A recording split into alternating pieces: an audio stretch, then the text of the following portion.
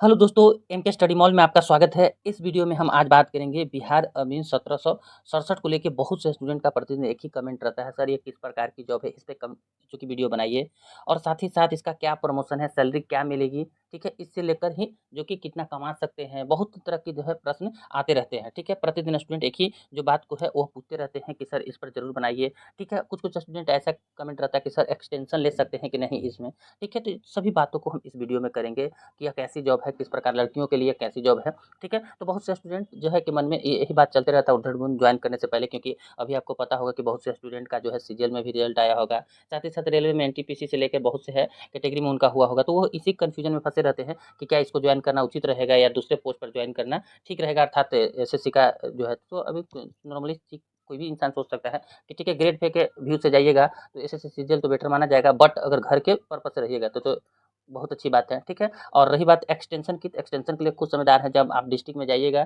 जैसे ही आपको जॉइनिंग के लिए बुलाया जाएगा, टोटल हो जाएगा प्रोसेस, जैसे ही आपको नियुक्ति पत्र मिलेगा, वहाँ पर एप्लीकेशन लिख के आप एक्सटेंशन का जो है वैलिड रीज़न देकर एक्सटेंशन ले सकते हैं। इसमें भी ऐसा प्रावधान है, ठीक है? बहुत से स्टूडेंट का कमेंट था म्यूचुअल ट्रांसफर को लेकर, तो सभी को इस वीडियो में बात करेंगे, ठीक है? तो बात करने से पहले आपसे रिक्वेस्ट है कि अगर आप मेरे चैनल पर नए हैं तो ज़रूर इसे सब्सक्राइब कर दीजिए। हो सके तो इस वीडियो को अपने दोस्तों में शेयर करने का प्रयास कीजिएगा, ठीक है? तो चलिए देख लेते हैं। सबसे पहले जानते हैं कि यही बहाली आपको 2019 में आई थी, राजस्व में भूमि सुधार विभाग, ठीक है?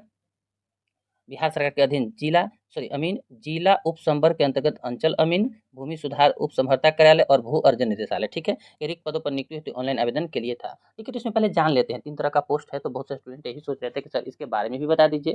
तो चलिए, आज जहाँ तक चूँकि आपको ये पता होगा कि बिहार अमीन का जो परमानेंट बहाली है बहुत दिनों से नहीं हो पाई है, जिसके कारण बहुत जगह से हम पता करने का भी प्रयास किए, तो अंततः इसका जो है रियलिटी नहीं पता होने के कारण तो जो पता चला हमें, तो हम इस वीडियो में बता सकते हैं, ठीक है? अगर किन्हीं को कोई इससे ज़्यादा पता हो तो आप कमेंट सेक्शन में ज़रूर बताने का प्रयास कीजिएगा, ठीक है?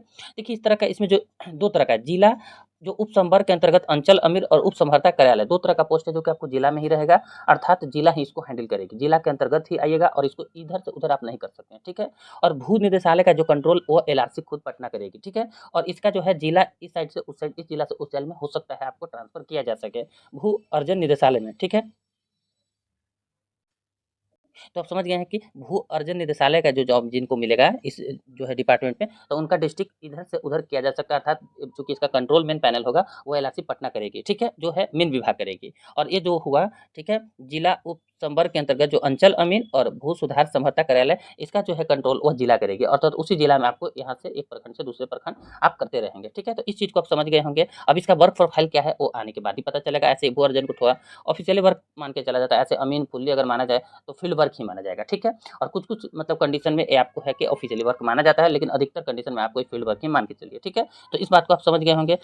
जो स्टूडेंट का कमेंट था कि सर लड़कियों के लिए कैसी जॉब है? देखिए, घर का जॉब है, अच्छा बिहार पुलिस में जब महिलाएँ जा सकती हैं, बिहार पुलिस से तो बहुत बेटर जॉब है। इतना तो आप भी जान सकते हैं, बिहार पुलिस में तो दिन-रात, सुबह-शाम हो सकता है हर टाइम आपको ड्यूटी देना पड़ता है, लेकिन इसमें आपको है वह 10 से लेके 4 बजे तक का ही ड्यूटी है, तो आप समझ सकते हैं दिन में क्या है समस्या। हाँ, थोड़ा फील्ड वर्क है तो अरे भाई लड़कियाँ बहुत आगे जा रही है, ठीक है? और हर काम कर रही है, हर काम में साथ दे रही है और हाँ, जो है मिला तो हर काम में साथ दे रही है और कदम से कदम मिलाकर वो साथ दे रही है। तो इसमें कोई दिक्कत नहीं है, लड़कियाँ भी कर सकती हैं, ऐसा नहीं है। अच्छी जॉब है, इतना मत सोचिएगा, ठीक है? तो दूसरे से तुलना करके ग्रुप डी जो तुलना करिएगा उससे तो बहुत अच्छी जॉब है। इतना तो अब अभी ग्रुप डी में जाने के लिए महिलाएँ कहाँ से क्या कर रही हो, फिर भी मतलब नहीं हो पा रहा है, उनको अपॉर्च्युनिटी नहीं, मौका नहीं मिल रहा है ग्रुप डी में जाने का, ठीक है? तो आप तुलना तक समझ गए होंगे, एक अच्छी जॉब है, ठीक है? जी, महिलाएँ भी कर सकती हैं। हाँ, थोड़ा-सा फील्ड वर्क है और सबसे पहले देखिए बिहार का जॉब करिएगा तो सबसे अगर फ़ायदा किसी को मिलता है, तो महिलाओं को मिलता है, ठीक है? और महिलाओं का लाभ इसमें जो 6 मंथ का जो है मैटरनल लीव मिलता है, जो मातृत्व अवकाश जिसको बोलते हैं, वह बिहार में महिलाओं के लिए मिलता है। बिना मतलब अगर आप प्रेग्नेंट हैं, तो आप अपने बच्चे के देखभाल के लिए 6 माह का लीव पेड लीव मिल सकता है, अर्थात आपको उसका पैसा भी मिलेगा, ठीक है? और आप घर पर रह सकती हैं। दूसरा है बिहार भारत का एक पहला राज्य है, जहाँ पर आपको महिलाओं के ठीक है, वह जो है चक्र के लिए समझ रहे हैं, ठीक है? एमसी चक्र के लिए उनको 2 दिन का लीव दिया जाता है, सप्ताह में, वो भी पेड लीव, उसका पैसा दिया जाता है, ठीक है? तो ये एक बहुत बड़ी जो है वो अगर माना जाए, मतलब अगर महिलाओं के लिए नीतीश कुमार माना जाए तो इसमें कहना अतिशयोक्ति नहीं होगा, अर्थात नीतीश कुमार महिला, क्योंकि अगर किन्हीं मुख्यमंत्री बिहार में अगर महिला के लिए ज़्यादा कुछ किए हैं, तो उनमें सबसे पहला स्थान अगर आएगा तो नीतीश कुमार का आएगा, ठीक है? आप भी समझदारी से समझिए, हर डिपार्टमेंट में समझिए, 10th कीजिए तो आपको स्कॉलरशिप, 12th कीजिए तो 25,000, ग्रेजुएशन कीजिए तो 50,000, अगर आप बीपीएससी अगर क्रैक करते हैं पीटी तो 50,000, यूपीएससी करते हैं पीटी तो 1 लाख, मतलब हर डिपार्टमेंट में आप कुछ करते हैं तो महिलाओं के लिए बहुत कुछ दिया जाता है, ठीक है? तो ऐसा नहीं है, महिलाओं के लिए अच्छी जॉब है, कर सकते हैं, ठीक है? चलिए अब बात कर रहे थे इसको प्रमोशन के लेके, बहुत से स्टूडेंट का कमेंट था कि आखिर इसमें प्रमोशन किस टाइप का है। तो देखिए इसमें 3 टाइप का भी मेनली प्रमोशन के लिए भी पता चला है, ठीक है। जो है पहला जो है वो आप अमीन बनेंगे, जिसको हिंदी में मापक बोलते हैं, ठीक है। तो अमीन जिसका ग्रेड पे 2000 है, समझ रहे हैं, मापक बोल सकते हैं। दूसरा जो है वह इससे आप जो 2400 ग्रेड पे जाएँगे, वह सर्वेयर जाएँगे, जिसको परिमापक बोलेंगे हम लोग, ठीक है? वह सर्वेयर जाएँगे जो परिमापक बोलेंगे, ठीक है? इसका 2400 ग्रेड पे है। और जो तीसरा जो हम जाएँगे वह हेड सर्वेयर कहेंगे, जिनका 2800 ग्रेड पे है, प्रधान परिमापक बोल सकते हैं, ठीक है? तो इसमें 3 तरह का पोस्ट है, समझ गए हैं। अभी अमीन पर जॉइन करेंगे जो मापक होगा, फिर इसके बाद आप जो प्रमोशन करेंगे वह सर्वेयर करेंगे, जिसको 2400 ग्रेड पे, जिसको हम परिमापक कहते हैं। और उसके बाद जो आप प्रमोशन करेंगे वो हेड सर्वेयर, ठीक है? प्रधान परिमापक, जिसका 2800 ग्रेड पे है, ठीक है? तो आप समझ गए हैं इस चीज़ों को, इसमें कोई आपको आपत्ति नहीं है, प्रमोशन भी अच्छी है, ठीक है। और बात कर रहे थे बहुत से स्टूडेंट का जो इनकम को लेकर, ठीक है, कि आखिर इसमें सैलरी कितनी बनती है और क्या हम पार्ट टाइम इसमें अलग कर सकते हैं। देखिए एक अगर अच्छा निपुण आप अमीन बन जाएंगे, तो संडे को भी अगर एक काम करते हैं, तो आपकी अगर संडे को तो आपको बिहार सरकार काम करवाएगी नहीं, तो एक काम, 1 से 2 काम अगर कर देते हैं सुबह शाम भी, तो आपको 5000 रुपया आराम से आप कमा सकते हैं, ठीक है। इसमें क्योंकि आपको हर संडे अगर 2 काम भी आप निकाल दिए, तो इसमें आप इस तरह से मेहनत, इसको जो गलत आप इनकम नहीं कहा जाए, वो अपनी मेहनत की कमाई आप कर रहे हैं, ठीक है। आप ओवर ड्यूटी करके कमाई कर रहे हैं, तो उसमें आपको कोई दिक्कत नहीं है, आप कर सकते हैं ऐसा काम, ठीक है।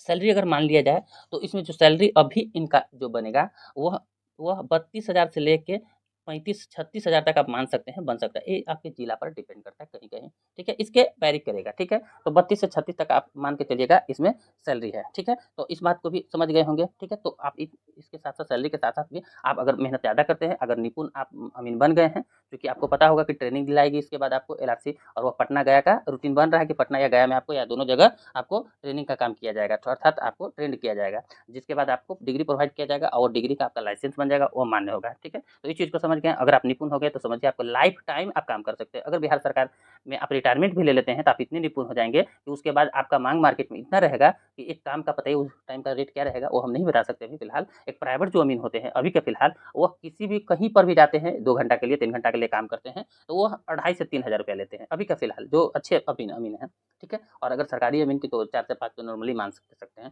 तो अगर 4 संडे में 2 संडे भी अगर आप काम कर देते हैं, तो आप समझ ही सकते हैं कि आपकी इनकम हो सकती है। इतना, जिसको आउट इनकम हम नहीं बोल सकते हैं, ठीक है? अपना मेहनत का ही कर सकते हैं, ठीक है? तो इस चीज़ को आप समझ गए होंगे। आप में अपने वर्क प्रोफाइल को मेहनत करके हम आप बोल सकते हैं। बहुत से स्टूडेंट यही कमेंट करते रहते हैं कि आउट इनकम को लेके, देखिए उस बात पर नहीं ध्यान देना, आप ईमानदारी से काम कीजिए। एलआरसी आपको भेजी है, ठीक है? कि जो एलआरसी आपके नियुक्त करने के पीछे एक ही रीज़न कर रही है कि हम अच्छे तरीके से एक अच्छे अमीन के नींव की शुरुआत करेंगे। एलआरसी डिपार्टमेंट को पूरी तरह से हम सुधार देंगे और करप्शन जो है वो फ्री करने का प्रयास करिए। और उसमें सबसे बड़ा अगर हाथ में बोला जाता है तो राजस्व कर्मचारी और अमीन का बोला जाता है। अगर ये लोग अच्छे हो गए, ठीक है, तो समझिए कि एलआरसी डिपार्टमेंट जो भू राजस्व विभाग वो करप्ट फ्री होने में महत्वपूर्ण भूमिका निभाएगा, ठीक है। तो आप लोग समझ ही रहे हैं, अच्छे से ईमानदारी से काम कीजिएगा, ठीक है। तो अब लगभग टोटल क्वेश्चन जो होगा वो आपका क्लियर हो गया होगा। हाँ, अब म्यूचुअल ट्रांसफर को लेकर बहुत से स्टूडेंट का कमेंट था, तो इसमें कर सकते हैं आप, म्यूचुअल ट्रांसफर करके अपना जिला में भी आ सकते हैं, ठीक है। लेकिन ये प्रोसेस करने में लगभग आपको साल भर का टाइम कम से कम लग जाएगा, उससे पहले संभवतः पॉसिबिलिटी कम ही रहता है, ठीक है। तो आप म्यूचुअल ट्रांसफर करके अगल बगल के जिले या तो अपने होम डिस्ट्रिक्ट